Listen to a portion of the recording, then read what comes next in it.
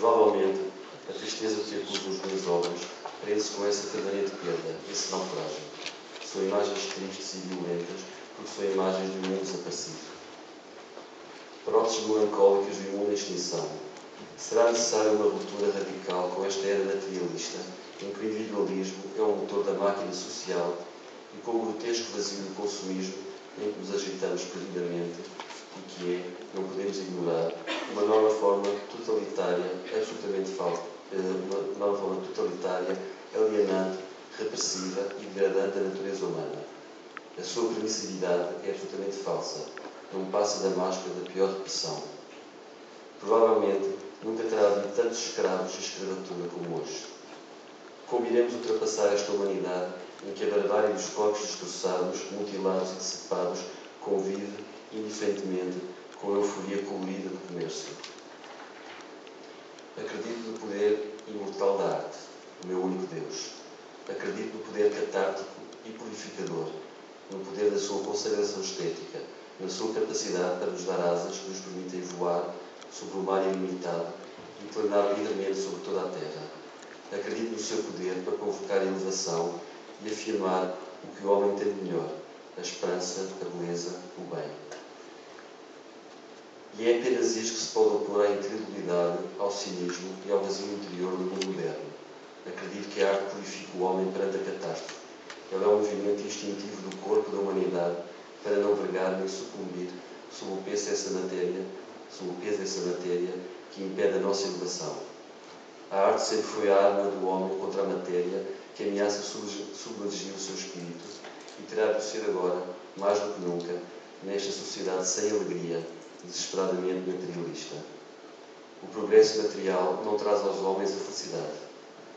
Os bens supérfluos tornam a vida supérflua, disse-nos Pasolini.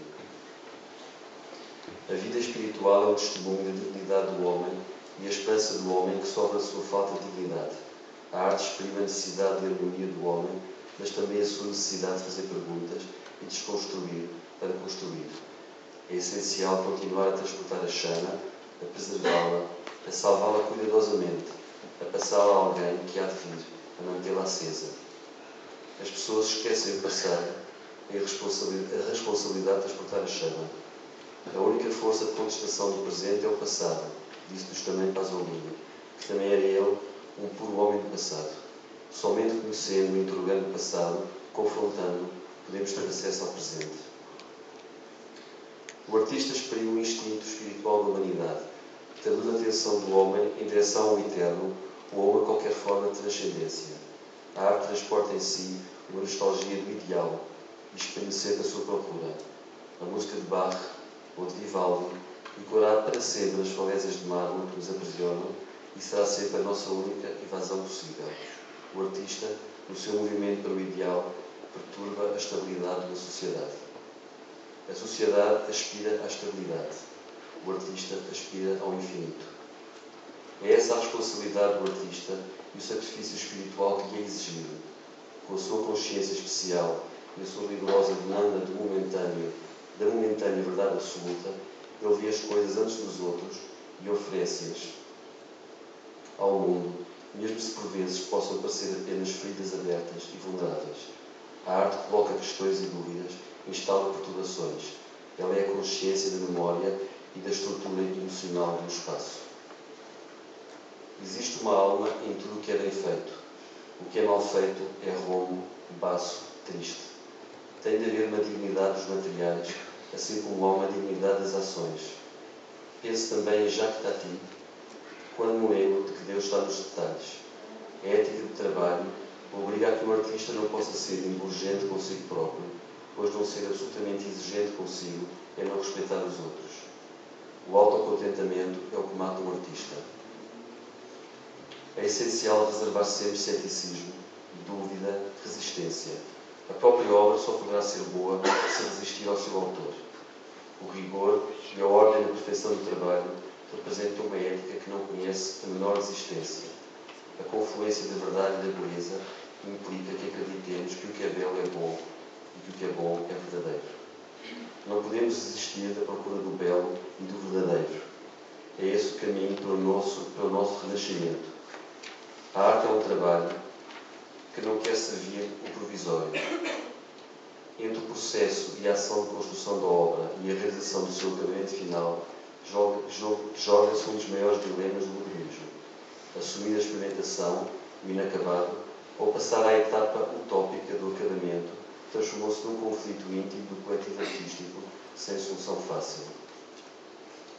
Mas se hoje a beleza é impotente e toda a nossa nostalgia da perfeição conhece a tragédia do fragmento e do inacabado, ficamos condenados a uma obra de arte impossível de terminar.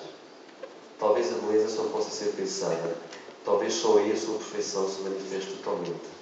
Tudo não passa de várias tentativas, possibilidades e não resultados definitivos. Os objetos não existem, são impossíveis, breves marcas de uma passagem, relíquias de cujo culto recusamos ficar reféns. Não acreditem em objetos, são apenas possibilidades que não são definitivos, mas as suas sombras são as únicas testemunhas.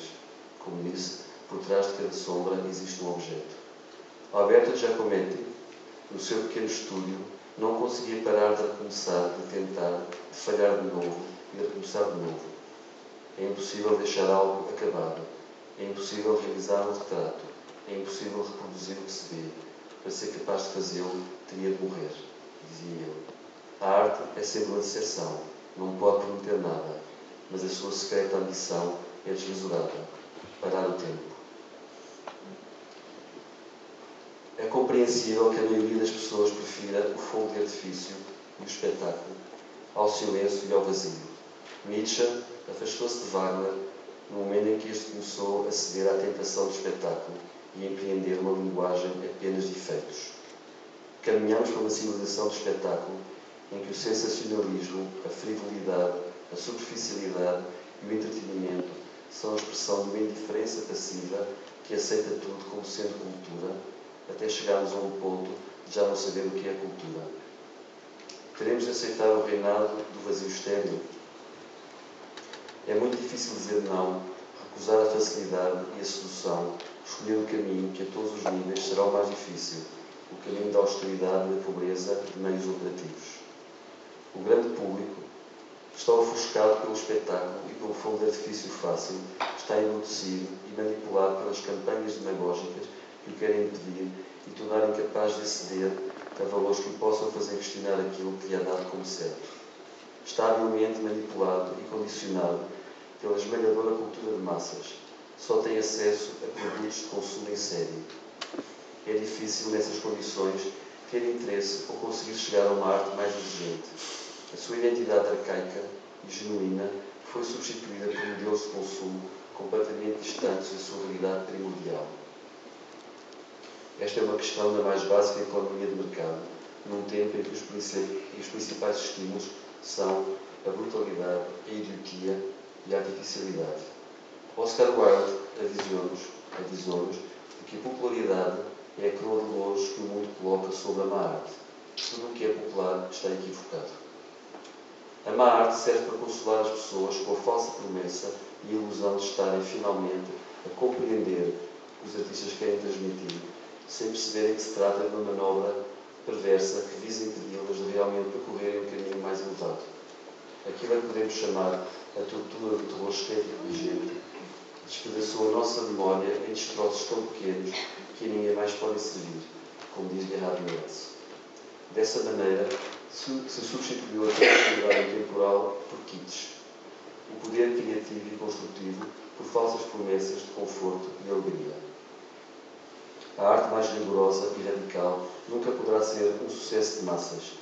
Será sempre um fenómeno por minoria, para não dizer uma elite.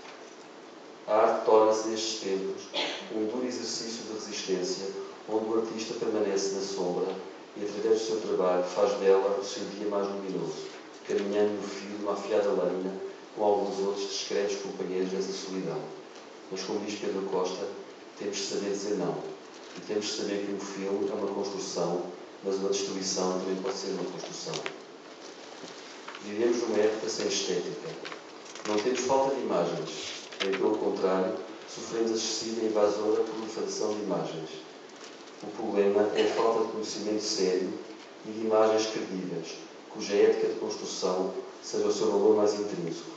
A quantidade insana de imagens sem qualquer tipo de pensamento estético que nos invade deixa-nos absolutamente intoxicados por uma estética sedutora, cujo padrão é a televisão, a publicidade, o póster, o videoclipe. Somos assaltados pela vulgaridade absoluta, pelos clichês mais banais, pelo vazio mais estéril, a partir do qual nada se pode criar. Os artistas que pensam que podem criticar essa proliferação e invasão de imagens vazias, produzindo mais imagens vazias, estão profundamente equivocados. Limitam-se a participar nessa multiplicação do banal e a ser criticamente consumidos pelas massas mais desinformadas, como toda a onipresente indústria visual. Imagem e estética não são a mesma coisa, tal como podemos facilmente observar no YouTube. Toda a história da arte pode ser vista como uma sequência de imagens, obedecendo a uma seleção, a uma valorização, a um pensamento estético que presida a sua construção. É impossível viver só com imagens vazias, imagens que são e serão sempre banais e indiferentes, não tendo capacidade para resistir para além do momentâneo choque que provocam. Imagens mortas que se apagam sozinhas. Resta-me acreditar que a desaceleração, a retração, a contração, a fuga ao efeito fácil, espetacular e banal serão a única forma de marcar e assumir a diferença de natureza entre as imagens rigorosas e as imagens frívolas e irresponsáveis. É preciso resistir, não facilitar, valorizar, selecionar, construir, dificultar, seguir a extrema e exigente dureza das imagens de Robert Bresson. Estamos anestesiados, sem forças para reagir. Não acredito nesta proliferação gratuita e leviana de imagens vazias, sem estética e provavelmente sem ética. Só o trabalho interessa, o ateliê, o núcleo duro da vida de um artista, o centro do seu mundo. Todo o resto não importa. Para se ter uma coisa, tem de se dedicar às outras. O difícil não é começar bem, o difícil é manter, resistir, aguentar e acabar bem. Resistir, apresentar trabalho, manter sempre o nível de exigência, nunca descer, nunca fazer compromissos. Palavras de Richard Serra, o pragmático e certeiro operário do pensamento do espaço. É preciso ter sempre atenção ao que fazemos, ao nosso trabalho e exercer permanentemente a exatidão. Não podemos dar às pessoas o que elas querem. Não sabemos o que andamos a fazer. Cada trabalho é uma resposta à sua